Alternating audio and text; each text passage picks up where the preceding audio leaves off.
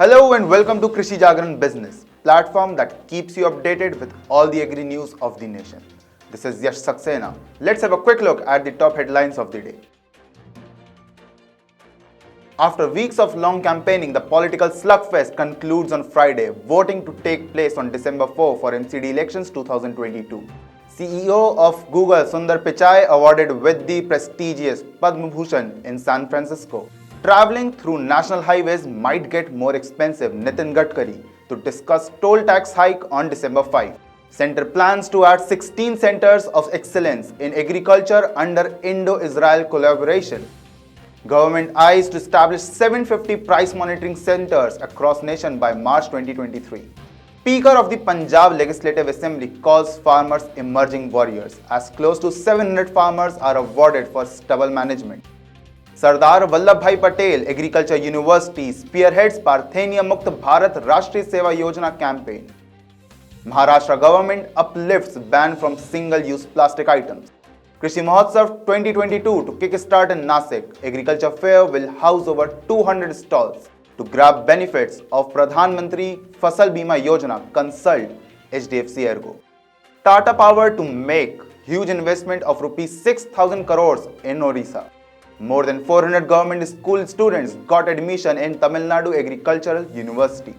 20% additional subsidy for Dalit and small farmers. Russia price cap not to affect oil imports. Delhi sees minimum temperature of 8 degrees. Air quality remains very poor. Let's have a look at the news in detail.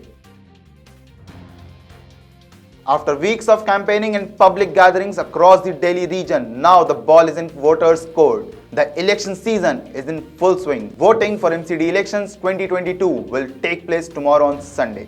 The high decibel campaigning for the municipal election in Delhi, which saw road shows of AAP and BJP heavyweights like Manish Sisodia and Narendra Singh Tomar crisscross through the national capital amid a political slugfest concluded on Friday.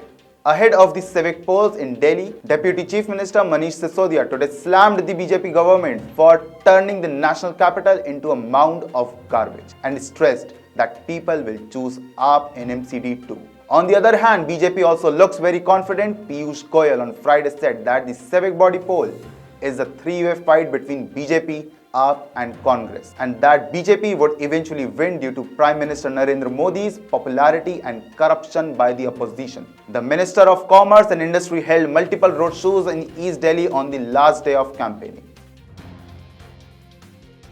It feels proud and good at the same time when you see your nation's people getting successful every minute in the foreign nation. This time, Indian government not only acknowledged the work but also awarded the man with the Padma Bhushan, one of the country's highest civilian award, to Google and Alphabet CEO Sundar Pichai in San Francisco. Taking to Twitter, Taranjeet Sandhu, ambassador to the US, said, "Delighted to hand over Padma Bhushan to CEO of Google and Alphabet, Sundar Pichai in San Francisco." Sundar's inspirational journey from Madurai to Mountain View, strengthening India-US economic and technology ties, reaffirms Indian talent's contribution to global innovation. It was on the eve of the 73rd Republic Day, the Minister of Home Affairs stated that Sundar Pichai would be conferred with the Padma Bhushan. After receiving the Padma Bhushan award from the Sandhu, Pichai in his blog said, "Want to thank Ambassador Sandhu and Consul General Prasad for hosting me to receive the Padma Bhushan. I am deeply grateful to the Indian government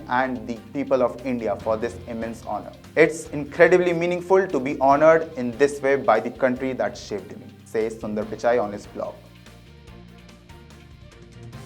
Union Minister of Road Transport and Highways of India Nitin Gadkari will discuss toll tax hike on December 5. On the issue of toll hike in Udupi, MLA K. Raghupati Bhatt visited Nitin Gadkari in Delhi to seek resolution on the matter of the toll merger of Surathkal and Hejamadi toll gates. The excess tax was to be paid from December 1, resulting in reapproval from the public. Nitin Gadkari assured that he will meet NHAI on Monday to discuss the issue. The NHAI's merger of Surathkal and Hejamadi toll plaza is set to spring extra toll fees on the commuters taking the Udupi-Mangaluru highway. BJP MLA K. Raghupati Bhatt called the merger unscientific and anti-people as he submitted a memorandum to the Union Minister of Roads and Transports Nitin Gadkari on the matter seeking resolution. Though it is only a small distance of not more than 1 hour, yet the traffic is often tremendous for people of Udupi travelling to the Mangaluru International Airport. Further, the commuters are now expected to pay an extra fees of Rs 100 at the Suratkal Toll Plaza as soon as the Hejamadi Toll Plaza becomes functional from this month.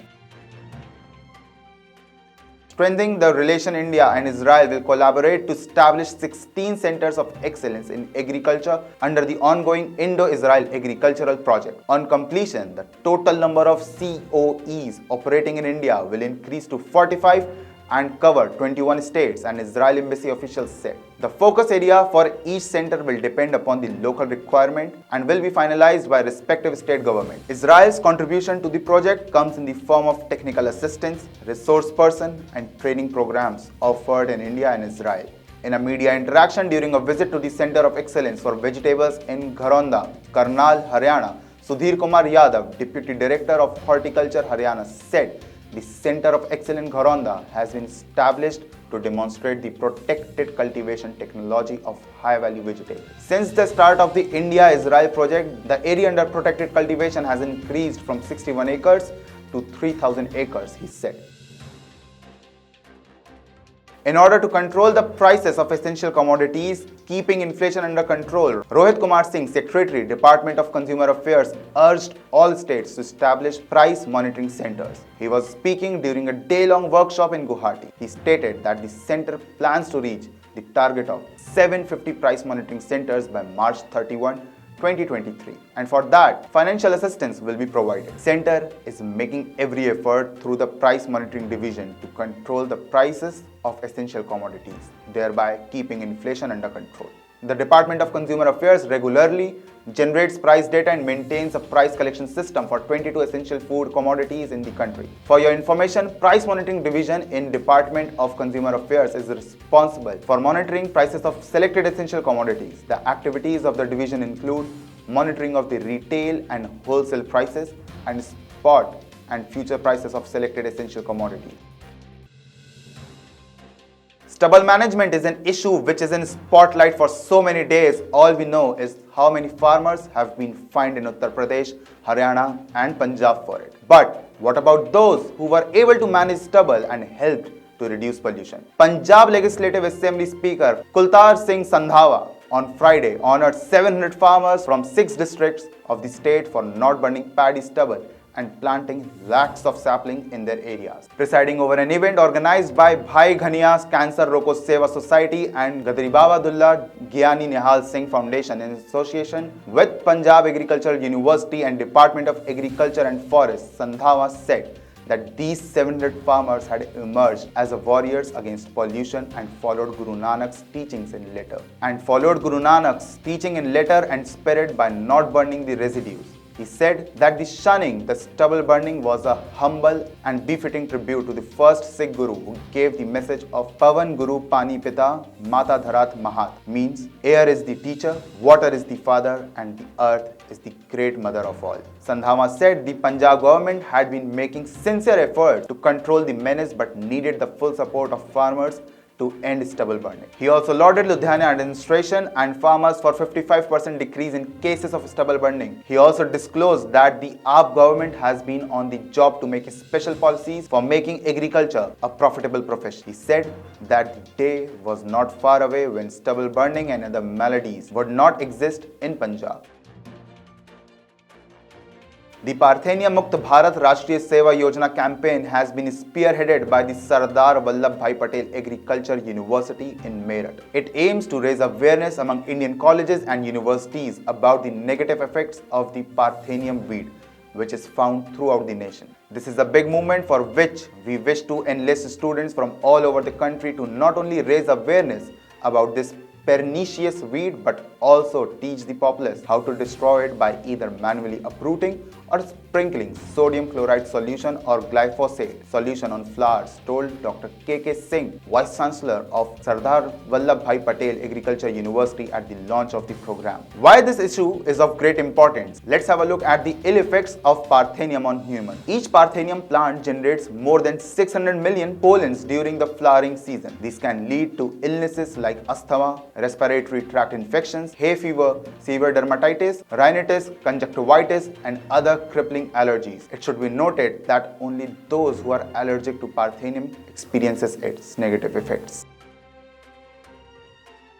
The Maharashtra government has relaxed its 4-year-old ban on single-use plastic. Use of disposable items such as spoons, straws, plates, cups, etc. made of compostable materials has been permitted with immediate effect. Notification was issued on Thursday by the Environment and Climate Change Department, amending the Maharashtra Plastic and Thermocol Products Notification 2018. Bags made of non-woven polypropylene not less than 60 gram per square meter have been permitted, as also plastic sheet less than 50 microns if used for packaging purposes by industries. Lalit Gandhi, President of Maharashtra Chamber of Commerce, Industry and Agriculture, said the implementation of the 2018 notification came into force in 2022. He said the ban on single-use plastic would have resulted in loss of jobs for 6 lakh youths and women who worked in these small manufacturing units. Gandhi said they had taken up the issue with CM Eknath Shinde in July.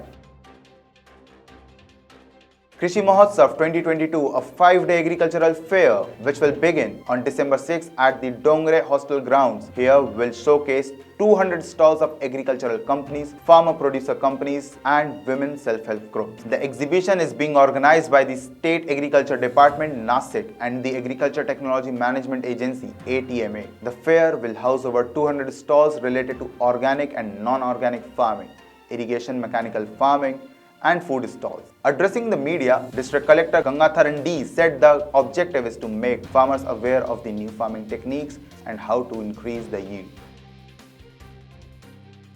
Modi government is ensuring the empowerment of farmers under the crop insurance scheme launched by Prime Minister Modi. 1.25 lakh crore rupees has been paid to the farmers in the last 6 years. So, premium of rupees 25,186 crore rupees has been paid in the last 6 years. In this episode, HDFC Ergo under Crop Insurance Week, the company has taken a step forward to help farmers. All they have to do is get in touch with the HDFC Ergo and rest will be taken care by the company itself.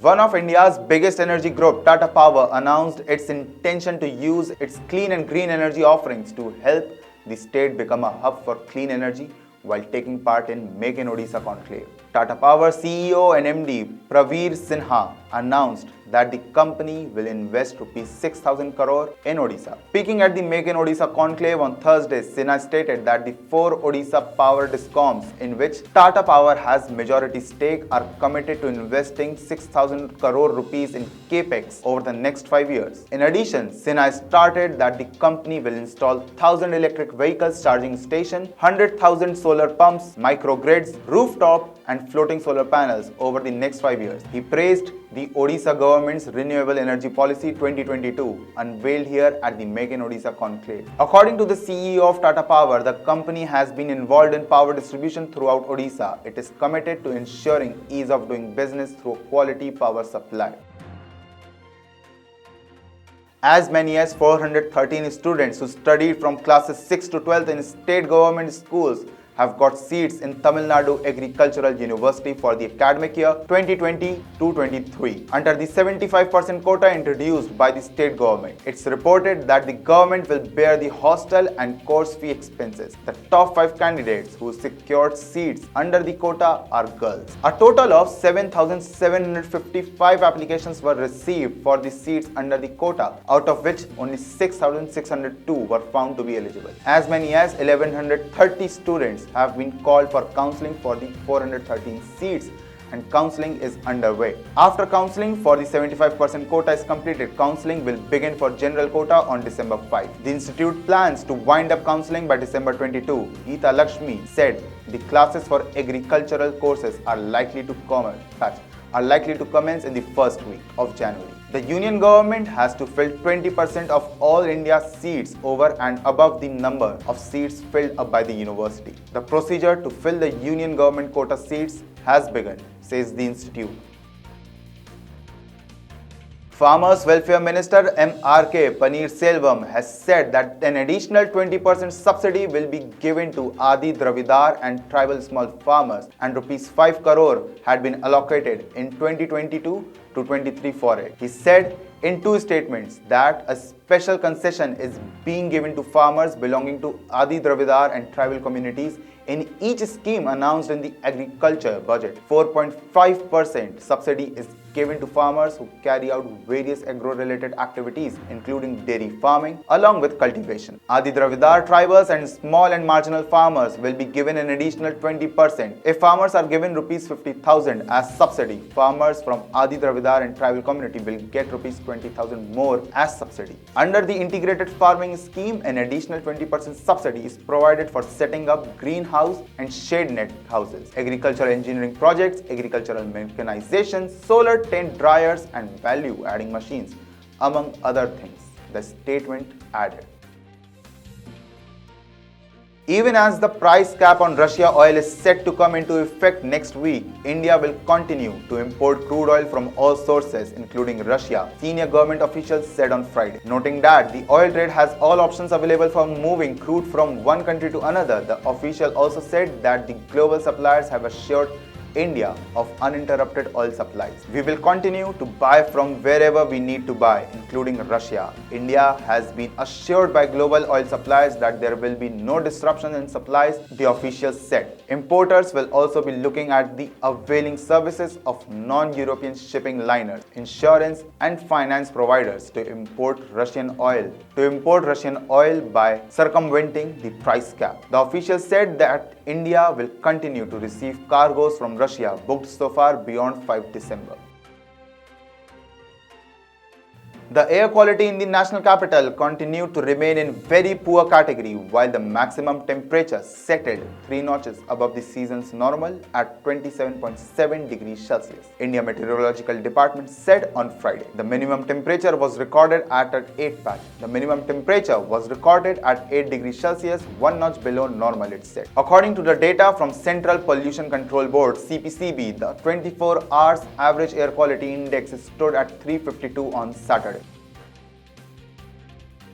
So this was all about the news. Now let's move on to the most awaited part, the Agri Quiz. And the question for today is on your screens. What are hybrids? Option A, nuclear hybrids. Option B, cytoplasmic hybrids. Option C, cytological hybrids. Or option D, none of the above. You can reply to us on the given number 8800023204. For more such updates on Agri News, keep watching Krishi Jagran Business. This is Yash Saxena signing off.